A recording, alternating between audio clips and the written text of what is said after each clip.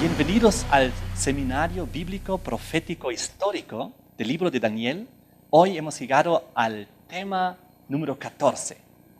Hoy vamos a ver algo acerca de la caída de Babilonia, no solamente de la Babilonia literal que existía hace 2600 años, sino también su aplicación importantísima en el Apocalipsis, en el tiempo del fin, en la misteriosa Babilonia simbólica, espiritual del tiempo del fin. De esta manera yo les quiero contar que en el libro de los Salmos, capítulo 137, versículo 1, el pueblo hebreo, el pueblo de Dios, los israelitas, estaban durante varias décadas allá en el cautiverio en Babilonia y ellos estaban muy tristes, obviamente. Y este salmo refleja su tristeza en la cual ellos se encontraban. Salmo 137, versículo 1, dice: junto a los ríos de Babilonia, ahí nos sentábamos y aún llorábamos, acordándonos de Sión. Ahí estaban sentados, aunque Babilonia era impresionante, la capital del mundo de la época, pero ellos no estaban felices. Ellos lloraban y se acordaban de Sión, de Israel, de su templo, de su ciudad, de todo lo que había sido destruido. Pero ocurre que había una profecía antigua y los estudiosos de la profecía de esa época sabían que el cautiverio de Israel, el cautiverio de los hijos de Dios, estaba por llegar a su fin. Porque había una profecía en el libro de Jeremías, capítulo 25, donde hablaba de que el cautiverio en Babilonia solo iba a ser temporal. No iba a durar por siempre, sino solo por cierta época, por cierto lapso de tiempo. Y dice Jeremías 25, 11 y 12, toda esta tierra será puesta en ruinas y en espanto. Está hablando de Jerusalén. Inclusive esto fue escrito bajo Jeremías antes de la invasión y de la conquista de Nabucodonosor hacia Jerusalén, hacia Israel, hacia Judea. Eso es muy impresionante, porque aquí dice que todo esto, lo que ellos vieron a su alrededor, llegará a ser ruinas y espanto. Y cuando llegaron los babilónicos, realmente lo destruyeron todo, los templos, los palacios, los muros. Y dice: y servirán estas naciones al rey de Babilonia 70 años. Entonces, los estudiosos de las profecías de aquel entonces sabían que ellos iban a estar en Babilonia durante 70 años. Y entonces el versículo 12 dice: cuando sean cumplidos los 70 años, castigaré al rey de Babilonia y a aquella nación por su maldad, ha dicho el Señor, y a la tierra de los caldeos. Y la convertiré en desierto para siempre. Qué interesante. De esta manera, cuando llegaron y estuvieron finalmente en Babilonia, los estudiosos de las profecías supieron: aquí estaremos varias décadas, 70 años, pero luego Dios nos volverá a llevar a nuestro hogar. Entonces, un poquito más allá, en Jeremías capítulo 29, la profecía añade algo más. Capítulo 29, versículo 10. Porque así dijo el Señor: cuando en Babilonia se cumplan los 70 años, yo os visitaré y despertaré sobre vosotros mi buena palabra para haceros volver a este lugar. Estas profecías que acabamos de leer fueron escritas aproximadamente 150 años antes. Es impresionante, pero Dios es el Dios que conoce el futuro, que inspira a sus profetas y los profetas lo anotan. Y el ser humano, el Hijo de Dios, que se dedica a estudiar las profecías, sabe las cosas de antemano.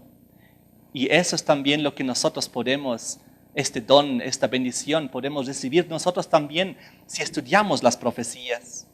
Entonces Daniel era uno de aquellos que conocía perfectamente estas profecías de Jeremías, que era otro de los profetas. Daniel, siendo también un profeta, obviamente era muy estudioso también de las otras profecías. Y aquí en Daniel 9, versículo 1 y 2, vemos que Daniel recordó esa profecía. Él recordó y él oró y buscó el cumplimiento de esta profecía del regreso nuevamente a casa, a su hogar. Y dice aquí Daniel 9, 1 y 2. En el año primero de Darío, fíjense, Babilonia acaba de caer, ahora Darío, ahora los medo-persas están gobernando. ¿Y a qué se dedica Daniel? Dice aquí, Darío, hijo de Asuero, de la nación de los medos, que vino a ser rey sobre el reino de los caldeos, de los babilónicos. En el primer año, dice, de su reinado, yo, Daniel, atentamente en los libros el número de los años de que habló el Señor al profeta Jeremías, que habían de cumplirse las desolaciones de Jerusalén en 70 años. Imagínense, Daniel ya era un ancianito, tenía aproximadamente unos 90 años, Babilonia había caído, Daniel, estudioso de las profecías, recordó las profecías de Jeremías, sabía, el tiempo se cumplió. Ahora tiene que cumplirse también la palabra del Señor, que nosotros retornaremos de Babilonia de vuelta a nuestra tierra, donde fluye leche y miel, lo que Dios prometió. Y Daniel a continuación se dedicó a orar. Y hace una de las oraciones más largas y profundas que encontramos en toda la Biblia. Y ora y pide al Señor el cumplimiento de las promesas, de las profecías. En este momento quiero decir que Daniel nos está dando un gran ejemplo. ¿Qué edad tenía Daniel aquí? Aproximadamente 90 años. ¿Y a qué se dedicó? A estudiar las profecías. Y nosotros debemos también estudiar las profecías, no importa si somos jóvenes o ancianitos.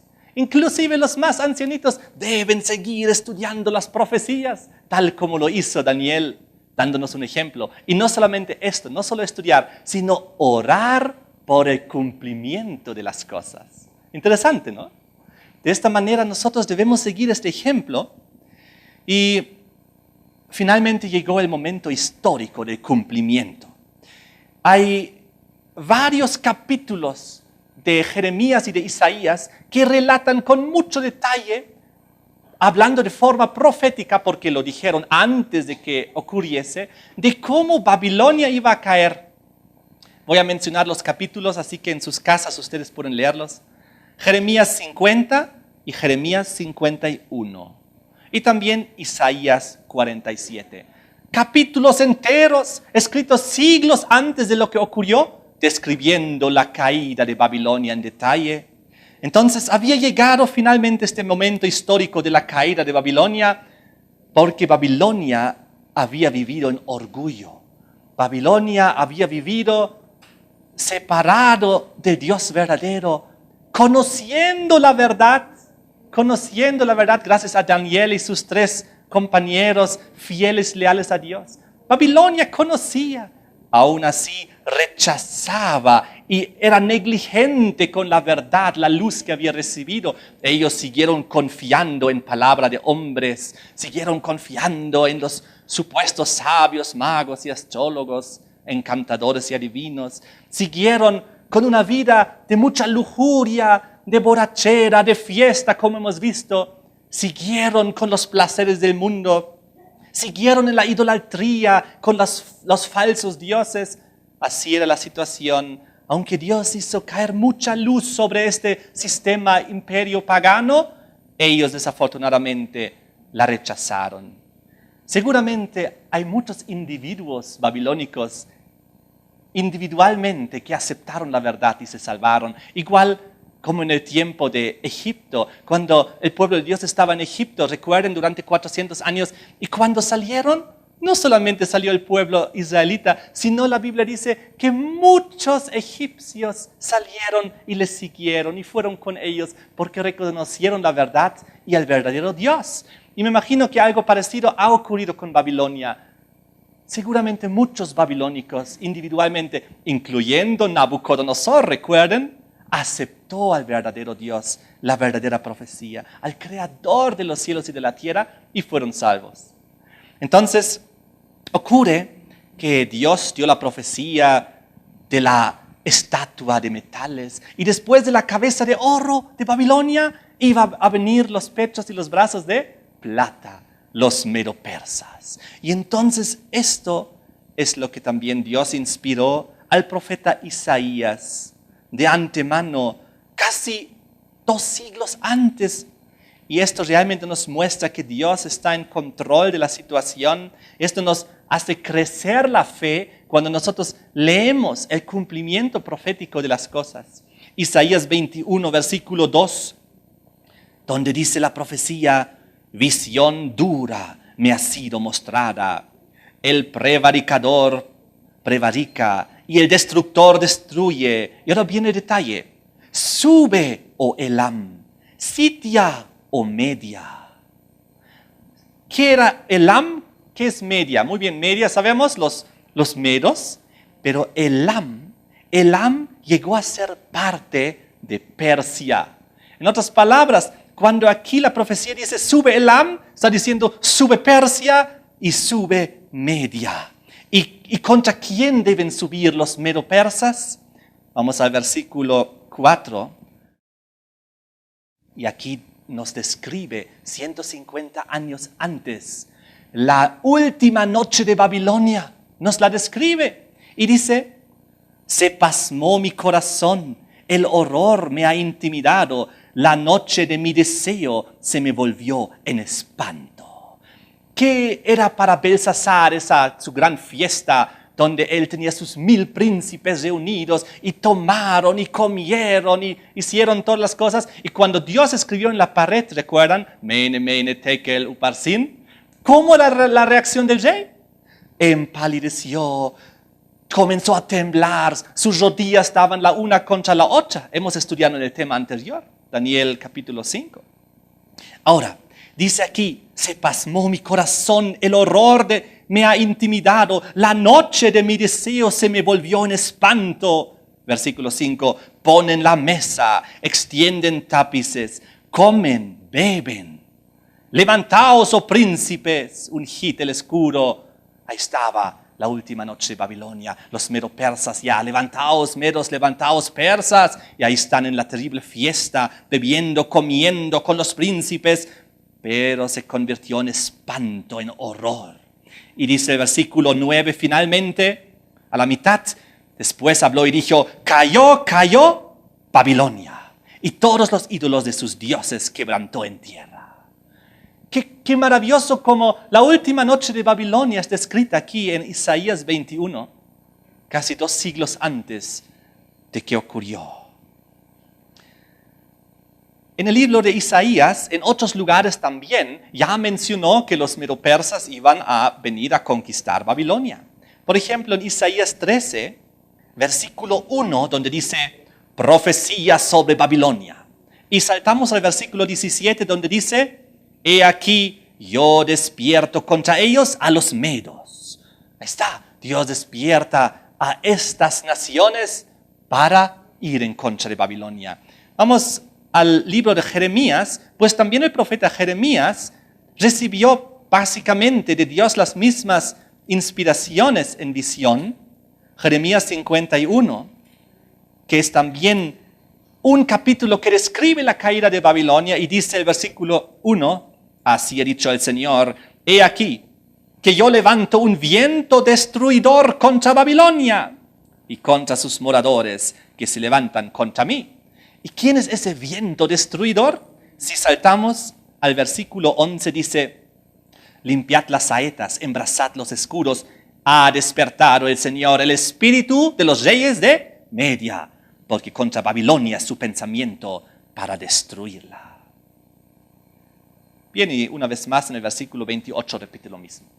Aquí estamos viendo maravillosamente cómo Dios de antemano comenzó a describir la cosa.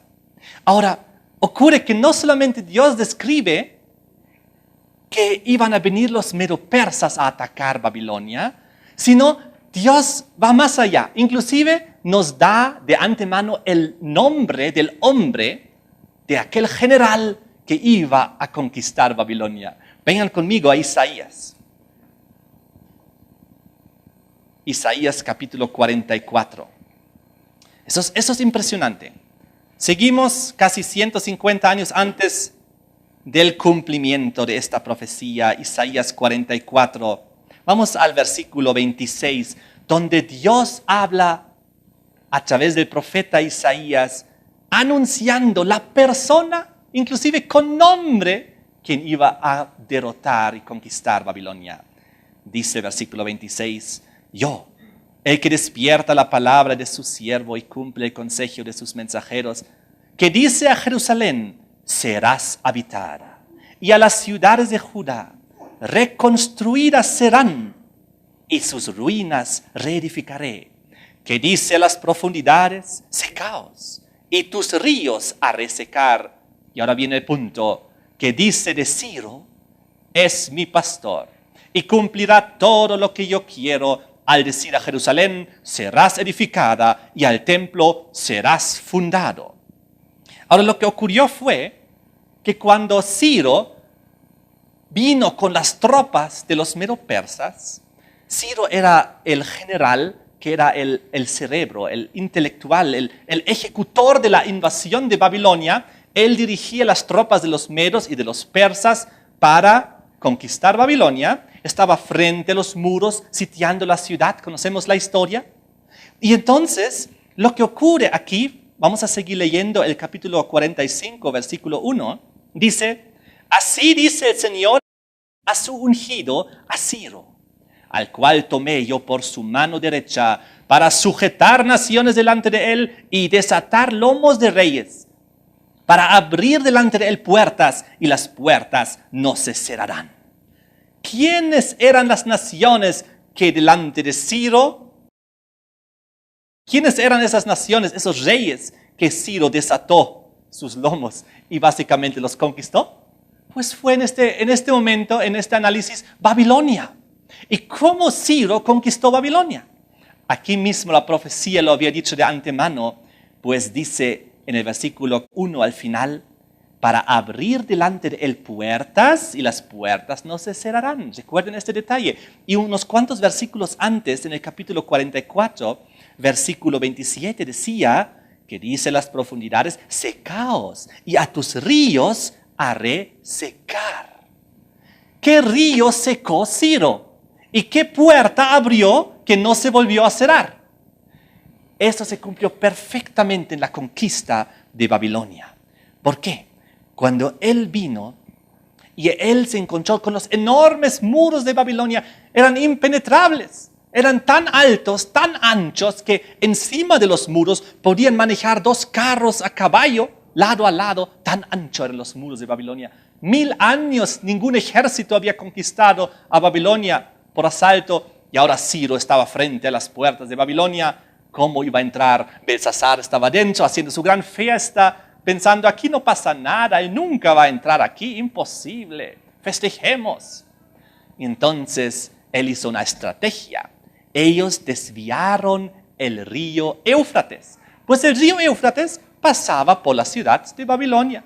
Entonces ellos desviaron el río Éufrates y ocurrió justo cuando el caudal del río ya estaba muy bajo, en el mes de octubre, y los historiadores, Heródoto y Jenofonte, dijeron lo siguiente acerca de este hecho histórico.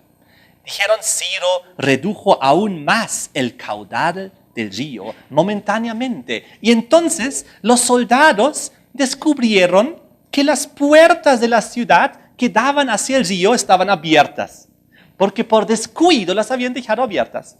Entonces las tropas de los medo-persas entraron al río. El río estaba muy bajo, estaba desviado, entraron por el cauce del río, entraron a la ciudad, las puertas que daban hacia el río de la ciudad estaban abiertas. Entraron a la ciudad, no encontraron casi ninguna resistencia, mataron a los pocos que estaban luchando, entraron al palacio donde estaba el rey Belsasar festejando y lo mataron al rey Belsasar.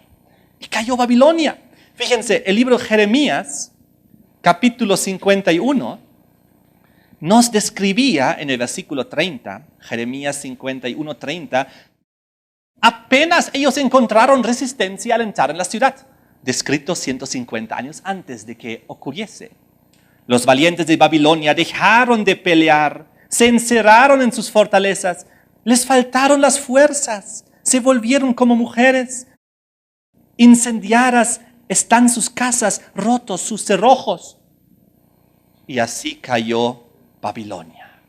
Entonces, en realidad, si vamos al libro de Daniel, para Belsasar esto en realidad casi no era ninguna sorpresa.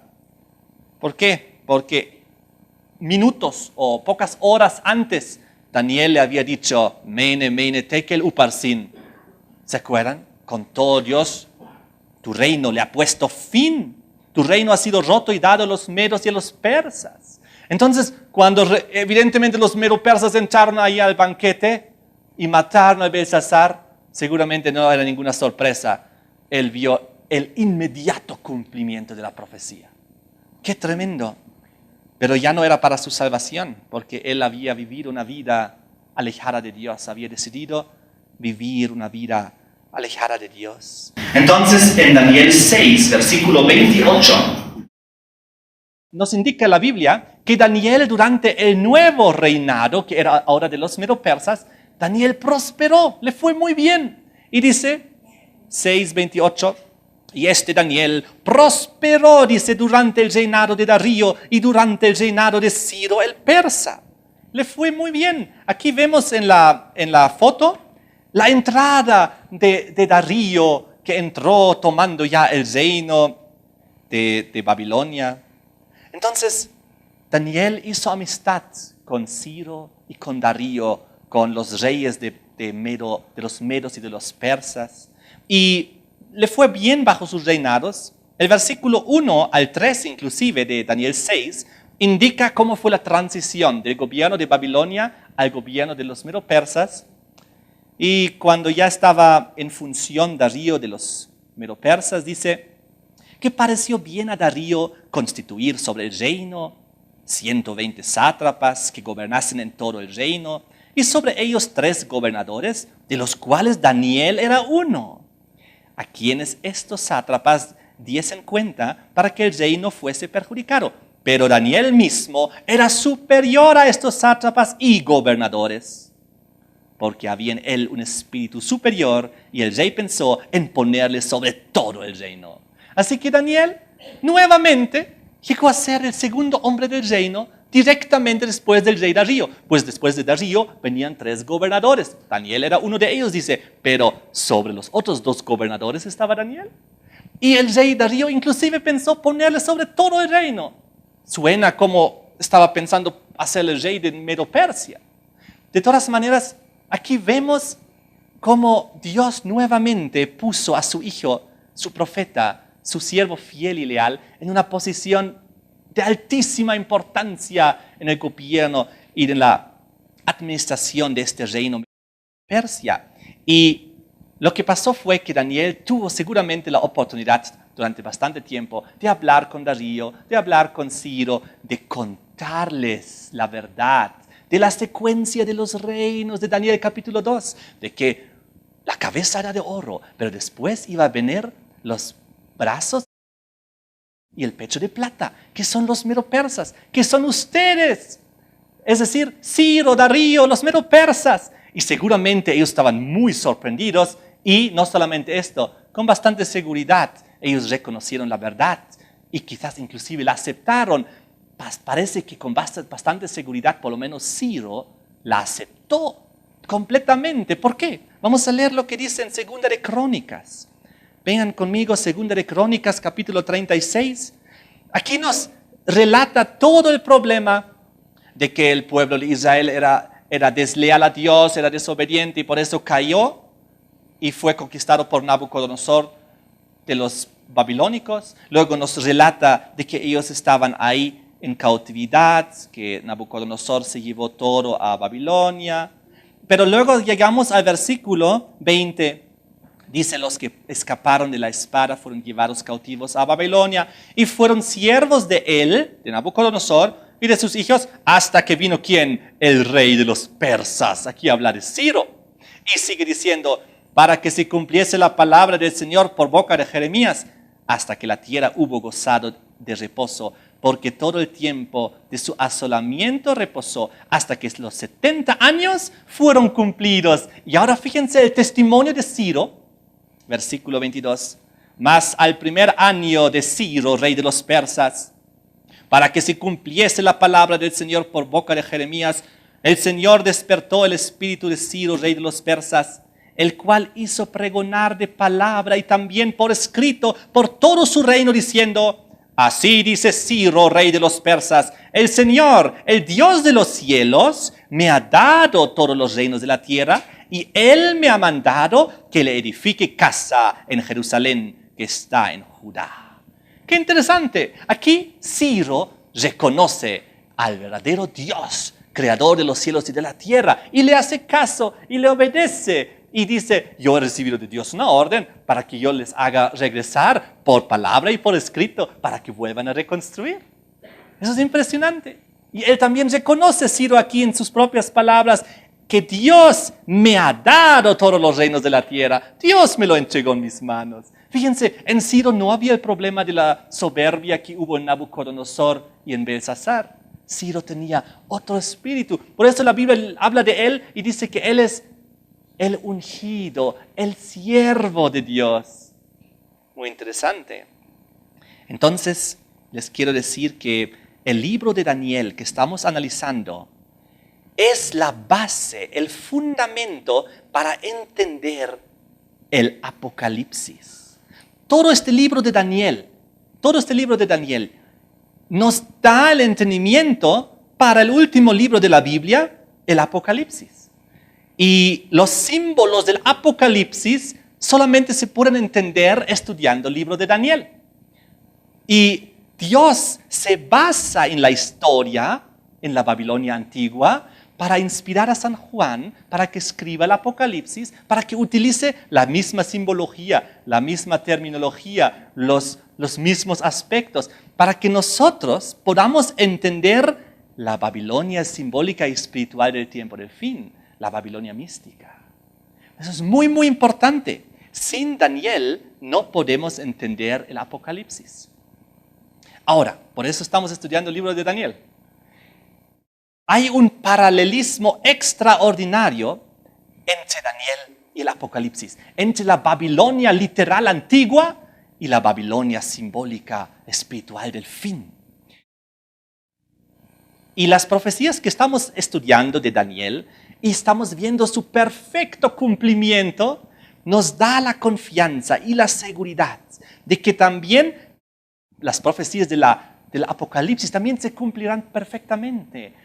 Tal como se cumplió la caída de la Babilonia literal hace 2600 años, igualito se va a cumplir la caída de esta Babilonia simbólica, mística, espiritual, que está formándose en este mundo. Son varios capítulos del Apocalipsis que hablan de Babilonia y de su caída. Desde Apocalipsis 13 hasta Apocalipsis 19 podemos encontrar acerca de este problema. Y en el Antiguo Testamento, el profeta Isaías, el profeta Jeremías, ellos hablaron, y el profeta Daniel, de estas cosas. Por lo tanto, tenemos que estudiar el Antiguo Testamento para entender el Nuevo Testamento.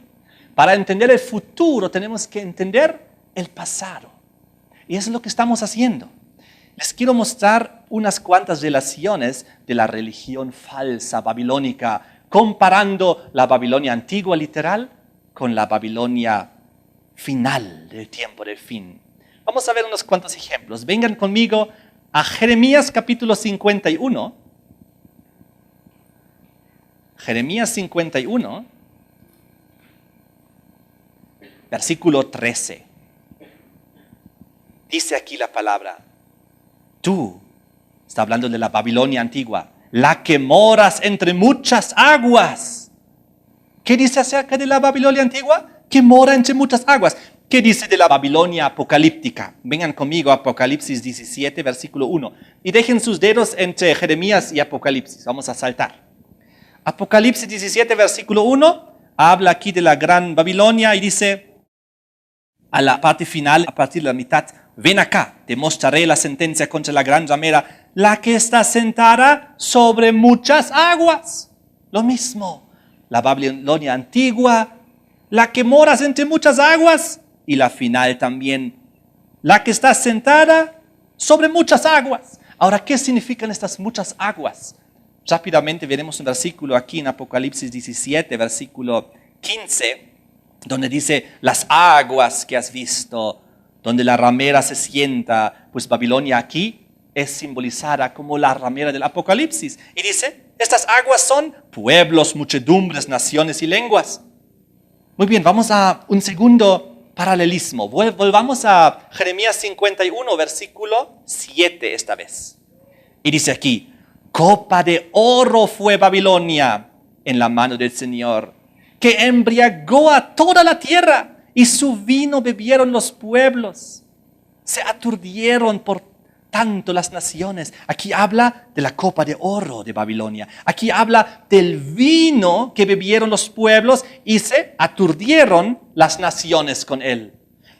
¿Qué nos habla el Apocalipsis? Vengan conmigo a Apocalipsis 17, versículo 4. Aquí vemos esta misma mujer babilónica y dice, la mujer estaba vestida de púrpura y escarlata. ¿Recuerdan que Belsasar, con qué le vistió a Daniel? ¿Qué es lo que él ofreció al que pudiese interpretar la escritura de la pared? Un cáliz de oro y un vestido de púrpura. Pues eso representaba el liderazgo de Babilonia. Y aquí vemos esta mujer vestida de escarlata, adornada con oro y tremenda. Vamos a ir un poquito más antes al capítulo 14, versículo 8. Apocalipsis 14, versículo 8, donde habla de la caída de Babilonia final y dice, ha caído Babilonia, la gran ciudad, porque ha hecho beber a todas las naciones del vino del furor de su fornicación. Aquí está, todas las naciones ha hecho beber, embriagar, confundir con el vino babilónico. Igualito como en Jeremías 51, versículo 7 que acabamos de leer. Muy bien, vamos a seguir analizando Jeremías 51, versículo 8. En un momento cayó Babilonia. Estamos hablando ahora de la antigua, la literal. En un momento cayó Babilonia y se despedazó. ¿Y qué dice el Apocalipsis de la Babilonia final? Apocalipsis 14, versículo 8. Ha caído Babilonia. Lo mismo. Lo que ocurrió entonces volverá a ocurrir. Por eso, si entendemos bien el libro de Daniel y todo relacionado a la Babilonia literal antigua, podremos entender bien la Babilonia simbólica, espiritual, mística del tiempo del fin. Vamos a otro ejemplo. Jeremías 51, versículo 45. Fíjense este llamado. Salid de en medio de ella, pueblo mío, y salvad cada uno su vida del ardor de la ira del Señor. Salid de en medio de ella, de Babilonia. ¿Y qué dice de la Babilonia final? Apocalipsis 18, versículo 4. Oí otra voz del cielo que decía, salid de ella, pueblo mío. Lo mismo de la Babilonia final. Vamos a ver lo que dice el profeta Isaías. Volvamos al Antiguo Testamento, Isaías 47,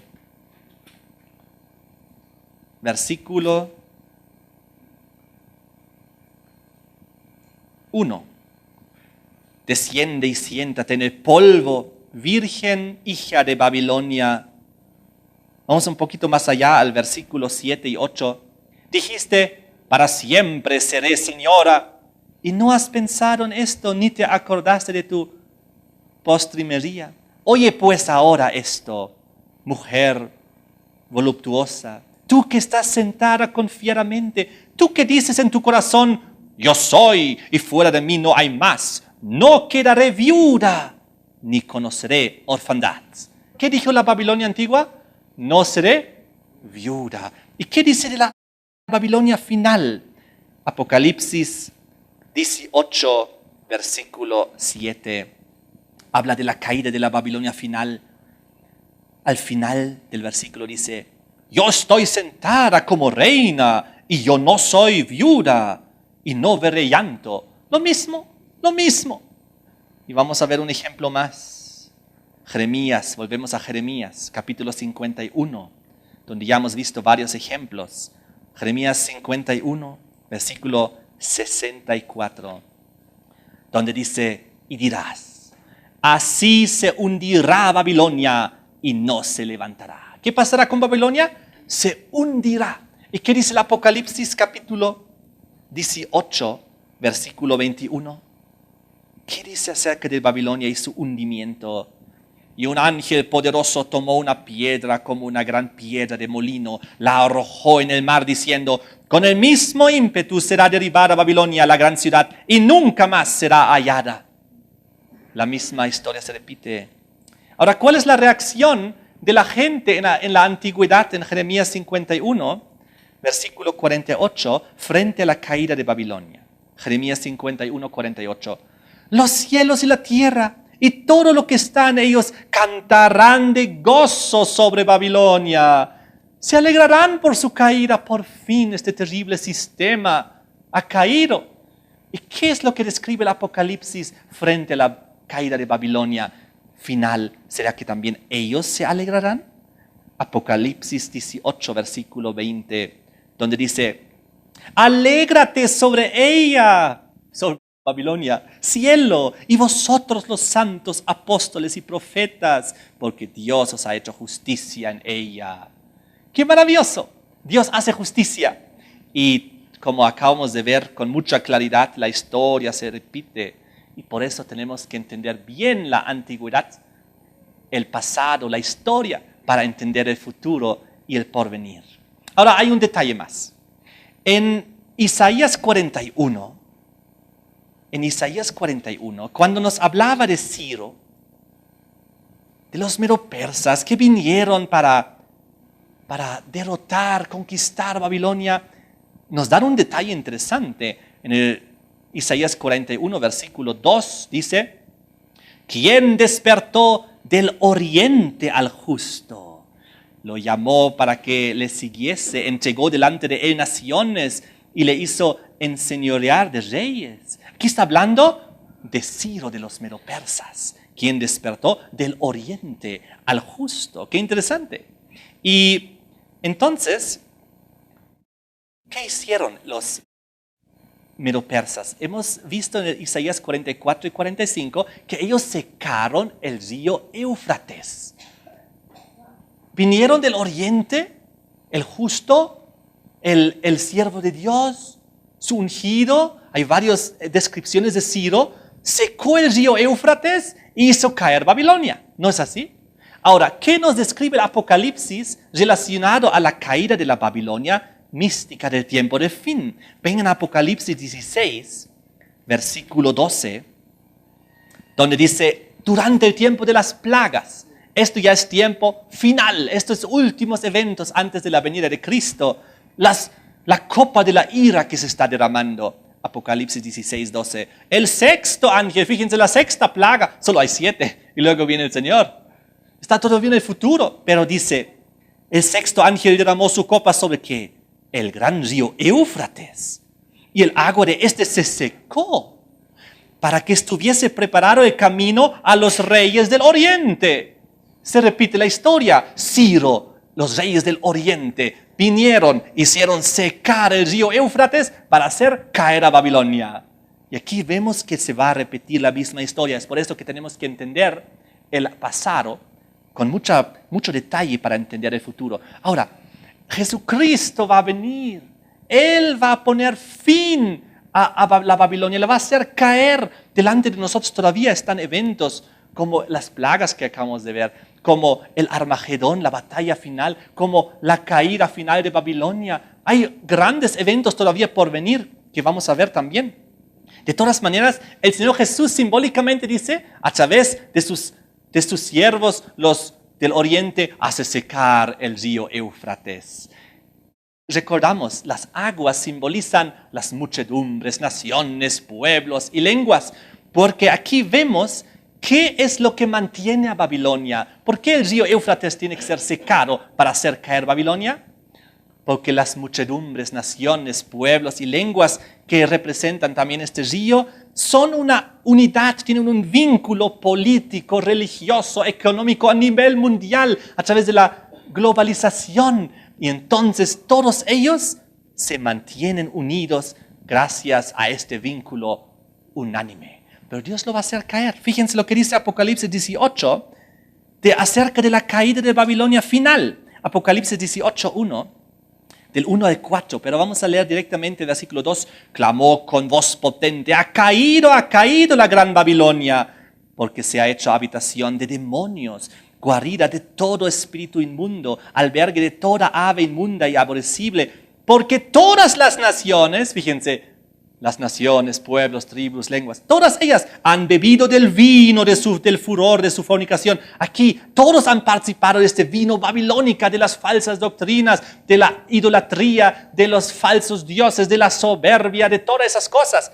Y dice, y los reyes de la tierra han fornicado con ella, y los mercaderes de la tierra se han enriquecido de la potencia de sus deleites. Aquí vemos los reyes de la tierra, la política mundial, los mercaderes de la tierra, la economía mundial, y también en el contexto está la religión mundial. Todo esto, pero Dios lo va a hacer caer.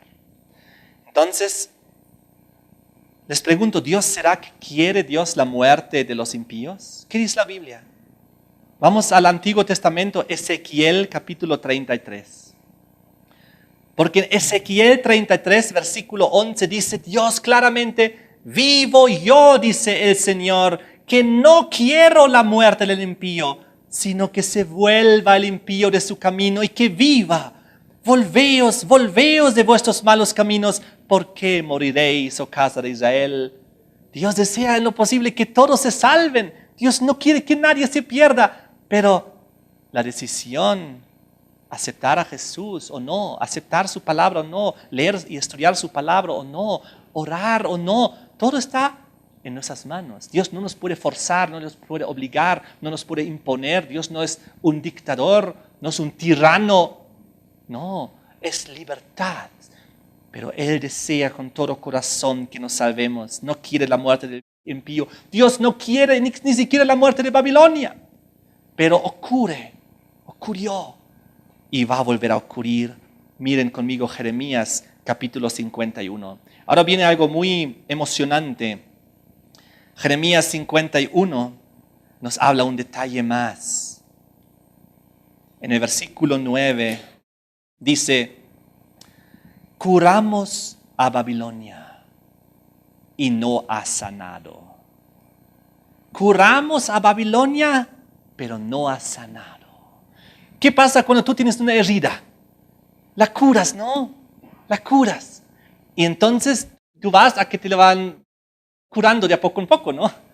Tú intentas sanar tu herida, salvarte. Pero el problema de Babilonia tuvo una herida tan seria que intentó Dios curarla. Ha sido curada, pero no sanó. No sanó finalmente. Dios intentó todo. Se esforzó al máximo a través de sus profetas y de sus siervos en Babilonia para conquistar los corazones de los habitantes de Babilonia. Pero la gran mayoría lo rechazó. Por eso Babilonia tuvo que ser deshecha también. Y entonces, lo mismo va a ocurrir con la Babilonia final, el tiempo del fin. También Dios intenta curarla, intenta salvar y sanarla a través de los mensajes angelicales, a través de la verdad, de la luz que tiene que llegar a cada corazón. Pero ¿cuál es el fin de la Babilonia final? Apocalipsis 18. ¿Sanará? ¿Curará o no? Apocalipsis 18, 23 dice de la caída de Babilonia, luz de lámpara no alumbrará más en ti, ni voz de esposo y de esposa se oirá más en ti, porque tus mercaderes eran los grandes de la tierra, pues por tus hechicerías fueron engañadas todas las naciones. Mantiene hasta el final sus engaños, sus hechicerías, para que las poblaciones no puedan ver la verdad y la luz de Dios, su voluntad, sus mandamientos. Y terrible es lo que dice en Apocalipsis 9, el versículo 20 y 21, cuando ya habla de las plagas y que obviamente se derraman sobre Babilonia, y donde dice Apocalipsis 9, 20, los otros hombres que no fueron muertos con esas plagas, ni aun así se arrepintieron de las obras de sus manos, no dejaron de adorar a los demonios, a las imágenes de oro, de plata, de bronce, de piedra, de madera, las cuales no pueden ver, ni oír, ni andar, y no se arrepintieron de sus homicidios, ni de sus hechicerías, ni de su fornicación, ni de sus hurtos, ni aun con las plagas se convertirán. Eso es tremendo. Aquí vemos cómo Dios intenta salvar, intenta curar, pero Babilonia no se deja sanar, no se deja salvar. Solo algunos aquí y otros allá, en todas las naciones, en todas las tribus y lenguas y pueblos, hay hijos de Dios que permiten ser salvos, que se dejan rescatar, que se dejan curar, que se dejan salvar, que salen de Babilonia, que vuelven al Dios creador de los cielos y de la tierra, que dejan atrás los engaños, la mentira, los vicios, la maldad, el orgullo, la soberbia, todas esas cosas, y que se entregan a Dios. Y tú y yo debemos ser entre ellos para poder ser salvos.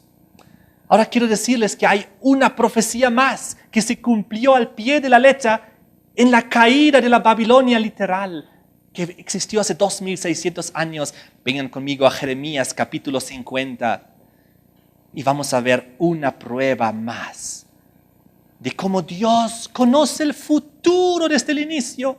Los siglos y los milenios venideros Él los conoce de antemano. Jeremías 50, versículo 1, palabra que habló el Señor contra Babilonia, contra la tierra de los caldeos, por medio del profeta Jeremías. Vamos al versículo 13. Por la ira del Señor no será habitada, sino será asolada toda ella. Todo hombre que pasare por Babilonia se asombrará, se burlará de sus calamidades.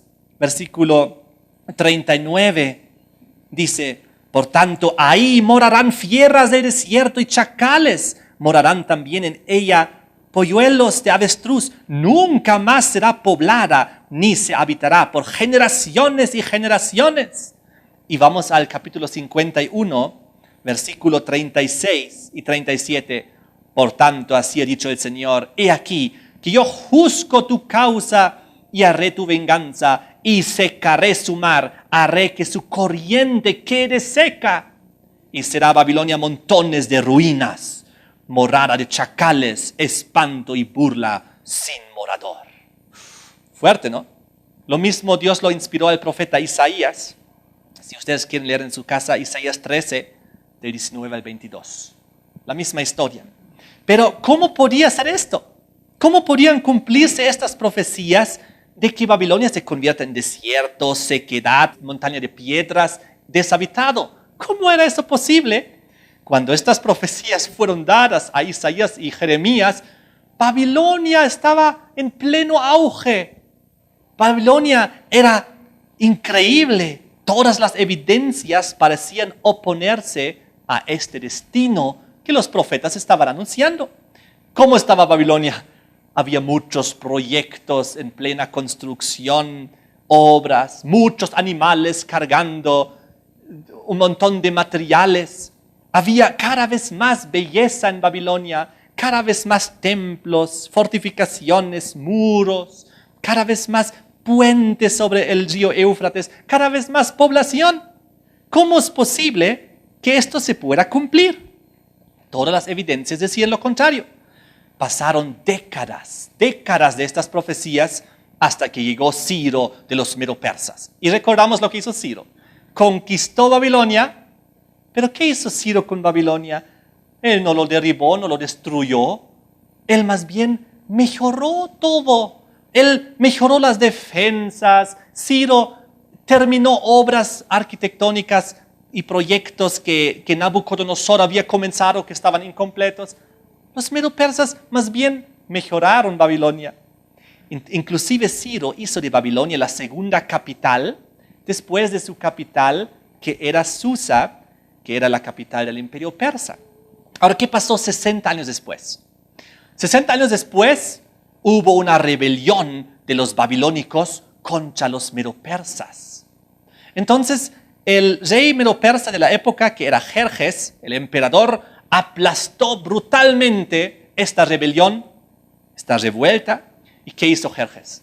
Demolió un montón de palacios, templos, inclusive los muros externos de Babilonia. Y ahí ya comenzamos a ver un montón de evidencias de grandes montañas de ladrillos y de escombros. Pero eso no fue el final. ¿Qué pasó 150 años después?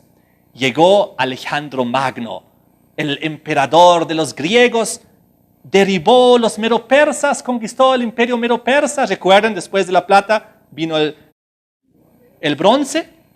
¿Y qué hizo Alejandro Magno? Él llegó a la legendaria Babilonia y le encantó. Y dijo, wow, la voy a volver a reconstruir. Miren, todas las evidencias estaban en contra de la profecía. Aquí Alejandro Magno dijo, voy a volver a construir. Puso 10,000 hombres a reconstruir la Torre de Babel, porque él vio las ruinas de la torre que luego fue construida, que se llamaba Etemenanki, que era la antigua Torre de Babel, y la quería hacer de 100 metros. Y puso 10,000 hombres a trabajar. Alejandro quería volver a restaurar el esplendor de Babilonia. Entonces, él quería inclusive hacer de Babilonia el centro religioso del imperio. Y algo más estaba en sus planes de Alejandro Magno. Él quería poner una base naval en Babilonia. Él quería que sea también el centro de todo el comercio marítimo con la India. Quería ser un puerto tan grande para albergar cientos de barcos. Eso era su propósito, hacer de Babilonia nuevamente la gran espléndida ciudad. Pero ¿saben lo que pasó? Ni siquiera Alejandro Magno, el que conquistó el mundo entero, pudo contra la profecía de Dios. ¿Por qué? Alejandro Magno pudo haber conquistado el mundo, pero él no pudo reconstruir la ciudad babilónica que Dios había dicho que llegaría a ser escombros y seca y deshabitada. ¿Qué pasó? Un año después de comenzar sus fabulosos planes, enfermó en una borrachera, murió a los 33 años Alejandro Magno. ¿Qué ocurrió a continuación? Los generales de Alejandro Magno se dividieron el reino. Y uno que le tocaba gobernar esta región, que se llamaba Seleuco, él decidió reconstruir la ciudad babilónica de Opis, que estaba a 185 kilómetros al norte de Babilonia. Él dijo, ¿cuál de las ciudades reconstruiré? Voy a reconstruir Opis y no Babilonia. Entonces, más bien lo que hizo Seleuco, uno de los generales de Alejandro Magno, que se quedó con parte del imperio de Grecia, él llevó de Babilonia a la ciudad de Opis a millones de ladrillos de los templos y de los muros y de los palacios que estaban ahí para reconstruir la otra ciudad. Y se llevó gran parte de la población de Babilonia a ese lugar. Ahora, saltamos otros 300 años al futuro, a la época de Jesús. Cuando Jesús vivía en la tierra, ¿cómo estaba Babilonia? ¿En qué condición ya estaba? Babilonia ya era una ciudad fantasma, ya era una ciudad desolada y abandonada. Pero todavía tenía un poco de agua, porque aún tenía sus acueductos, sus sistemas de riego, pero en la Edad Media, unos cuantos siglos atrás, muchas de las represas, de los canales, de los sistemas de riego de Babilonia fueron destruidos. Y Babilonia literalmente se secó, tal como la Biblia había dicho, tal como en Jeremías 50, versículo 39, decía, por tanto ahí morarán fieras del desierto y chacales, morarán también en ellas polluelos de avestruz, nunca más será poblada ni se habitará por generaciones y generaciones. Y es lo que ocurrió hoy en día. Si ustedes van a Irak, a 80 kilómetros de la ciudad de Bagdad, está la antigua ruina de Babilonia. Nadie vive ahí. Es seco, hay unas cuantas ruinas y piedras ahí, cuantos animales salvajes que están por ahí. Ningún ser humano vive ahí. Perfectamente se cumplió la profecía de Dios de la caída de la Babilonia antigua. Y cada uno de esos millones de ladrillos de la antigua Babilonia literal que fue abandonada nos confirman y reafirman la confianza de que la Babilonia mística, simbólica y espiritual del tiempo del fin del Apocalipsis caerá igual. No hay ninguna duda. Igual ya sabemos su destino. Sabemos que el Señor Jesús va a venir. Ahora quiero hacer una reflexión final. Quiero decir lo siguiente. Vamos a ver aquí el dibujo. ¿Recuerdan ustedes el juicio sobre Babilonia? Cuando Belsasar, desafortunadamente, el 12 de octubre 539 a.C., que era la fecha exacta de su fiesta y la caída de Babilonia, lo sabemos gracias a que esta fecha exacta de la entrada de Darío en Babilonia aparece en la crónica de Nabonido. Esto fue escrito en las tablas antiguas. Quiero que entendamos lo siguiente. Dios respeta profundamente a cada uno de nosotros y nos trata como personas responsables. Igual trató a Belsasar como una persona responsable a la cual Dios le daba su respeto como a cualquier otra de sus criaturas. Respeto en el sentido de que Dios permite que nosotros decidamos qué hacer con nuestras vidas. Permite que nosotros como seres humanos cosechemos los frutos de nuestro actuar. Dios no nos impone arbitrariamente nada. Dios no nos impone ni nuestro destino ni nuestro castigo, sino el Señor simplemente permite que lo que sembramos también cosechamos. Hay un versículo de Josué que es muy, muy famoso en el Antiguo Testamento. Josué capítulo 24. Y si ustedes buscan conmigo, van a encontrar este versículo tan conocido donde él decidió que él y su casa iban a hacer la voluntad del Señor, sin importar lo que iban a hacer los demás. Josué 24, versículo 15, donde dice Josué, después de una vida dedicada al Señor, de mucha dedicación, si mal os parece servir al Señor, escogeos hoy a quién sirváis, si a los dioses a quienes sirvieron vuestros padres cuando estuvieron al otro lado del río, o a los dioses de los amorreos en cuya tierra habitáis, pero yo y mi casa serviremos al Señor. Y de esta manera nosotros podemos seguir el ejemplo de Josué. Él decidió un camino. Ahora Belsasar también tomó sus propias decisiones, el último rey de Babilonia, y las cuales determinaron su destino. Y de esta manera recordamos que en Daniel 5:27 Dios le dijo, pesado has sido en balanza y fuiste hallado falto. Su vida era muy liviana, su vida no era buena. Y Dios permitió que él fuese entregado, abandonado a sus propias decisiones y librado a sus propias consecuencias, a sus propios actos, sabiendo todo eso, como dijo Daniel 5, versículo 22, cuando Daniel dijo, sabiendo todo esto, tú has tomado tus decisiones graves que te han llevado a este destino. Muy bien, hoy es el día donde nosotros también podemos decidir qué destino queremos que nuestra vida tenga.